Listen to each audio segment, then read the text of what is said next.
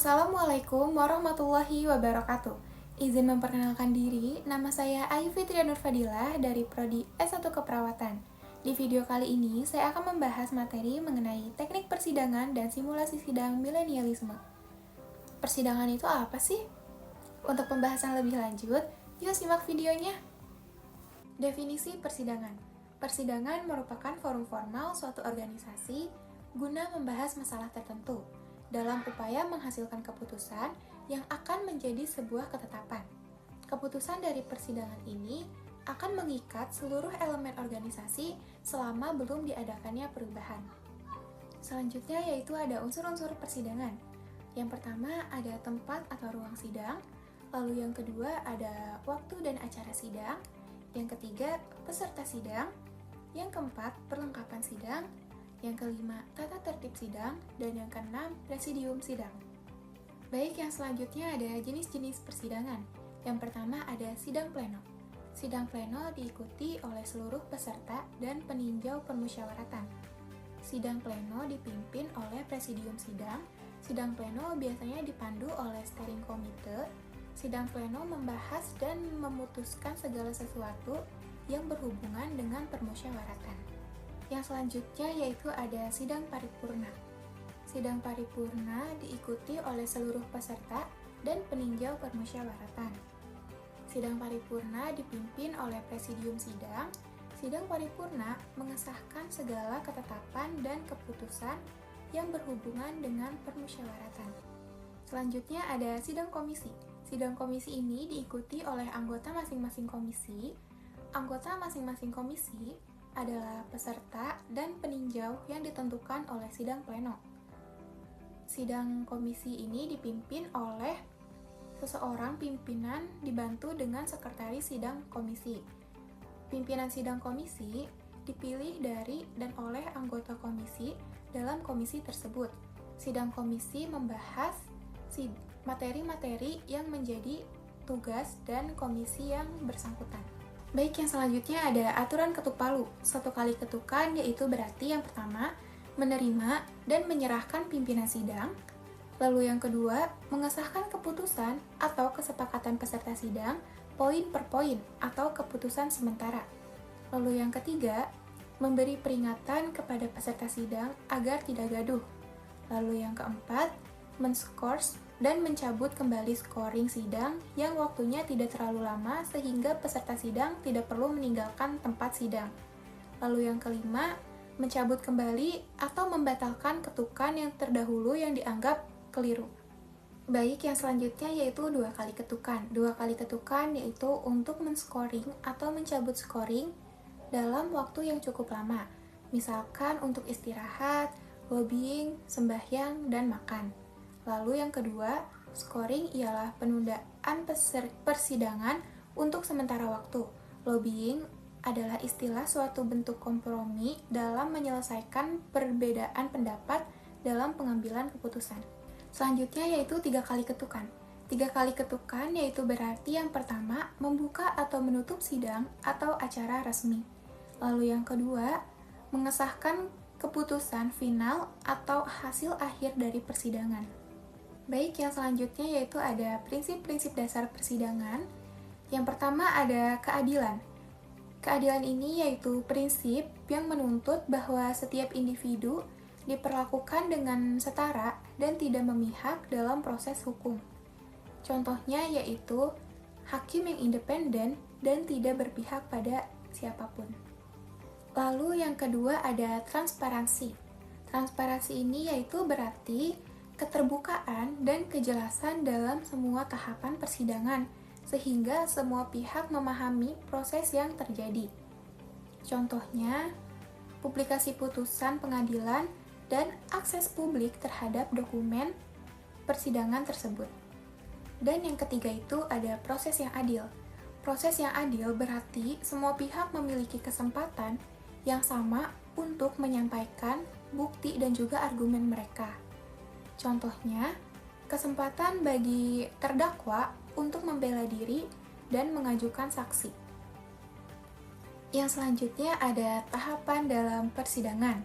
Di sini ada 4 tahapan. Yang pertama yaitu pembukaan.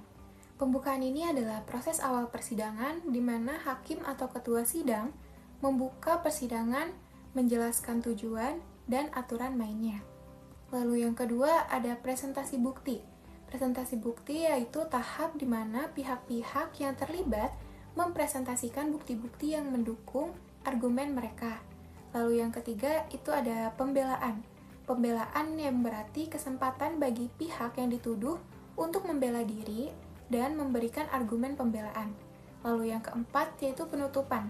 Tahap akhir di mana hakim atau ketua sidang memberikan ringkasan dari seluruh proses dan menyampaikan keputusan akhirnya. Selanjutnya yaitu ada aturan presidium sidang atau pimpinan sidang.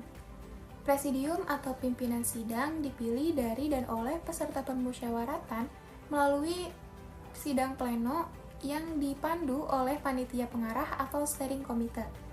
Presidium sidang bertugas untuk memimpin dan mengatur jalannya sidang.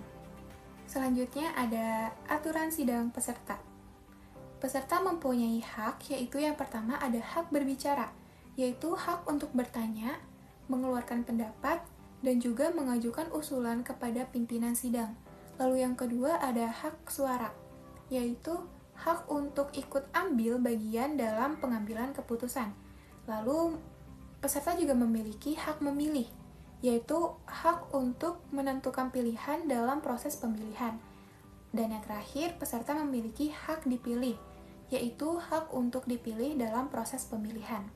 Lalu, ada juga kewajiban peserta, yang dimana peserta wajib menaati tertib persidangan, menjaga ketenangan persidangan, berpartisipasi dalam mencari penyelesaian permasalahan yang dibicarakan serta menyumbangkan buah pikiran yang positif dan juga bermanfaat. Selanjutnya yaitu ada macam-macam interupsi. Yang pertama ada interupsi point of order, yang dimana interupsi ini adalah untuk meminta kesempatan berbicara atau dipergunakan untuk memotong pembicaraan yang dianggap menyimpang dari masalah. Lalu yang kedua ada interupsi point of information, yaitu untuk memberikan atau meminta penjelasan atas apa yang telah disampaikan.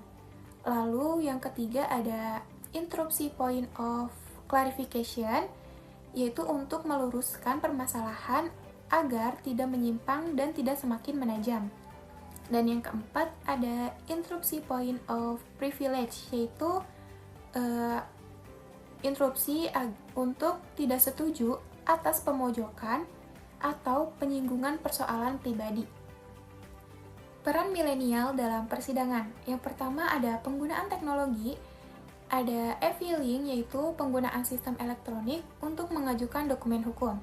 Lalu ada e-discovery yaitu penggunaan teknologi untuk menemukan, mengumpulkan, dan menganalisis bukti digital.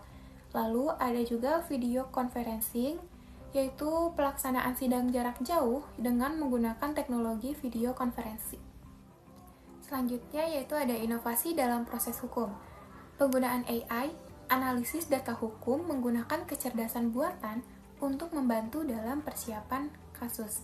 Lalu ada manajemen dokumen digital, yaitu penyimpanan dan pengelolaan dokumen hukum secara digital untuk akses yang lebih mudah dan efisien.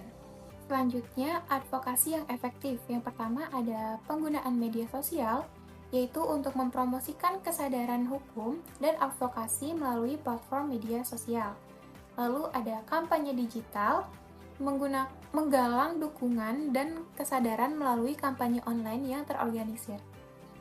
Selanjutnya ada komunitas dan pembelajaran. Yang pertama ada komunitas online, yang dimana yaitu bergabung dengan komunitas hukum online untuk berdiskusi dan bertukar informasi. Lalu ada webinar dan kursus online, yaitu mengikuti pelatihan dan seminar online untuk meningkatkan pengetahuan hukum. Dan yang terakhir yaitu ada kepedulian terhadap keadilan sosial. Yang pertama ada partisipasi dalam forum publik, pengambilan bagian dalam diskusi dan forum publik untuk menyuarakan pendapat dan mempengaruhi kebijakan hukum. Lalu ada volunteering, yaitu berpartisipasi dalam kegiatan sukarela untuk mendukung akses keadilan bagi semua lapisan masyarakat. Kesimpulannya adalah persidangan merupakan forum formal suatu organisasi guna membahas masalah tertentu dalam upaya menghasilkan keputusan yang akan menjadi sebuah ketetapan. Memahami teknik persidangan yang baik sangat penting untuk memastikan proses persidangan berjalan dengan baik dan efisien. Generasi milenial membawa inovasi dan efisiensi dalam proses persidangan melalui teknologi dan advokasi yang efektif. Simulasi sidang membantu mempersiapkan generasi milenial untuk menghadapi situasi persidangan yang nyata, meningkatkan keterampilan, komunikasi, analisis, dan penyelesaian masalah. Baik, berikut ini ada beberapa referensi yang saya dapatkan dari Google Scholar untuk saya menulis materi hari ini.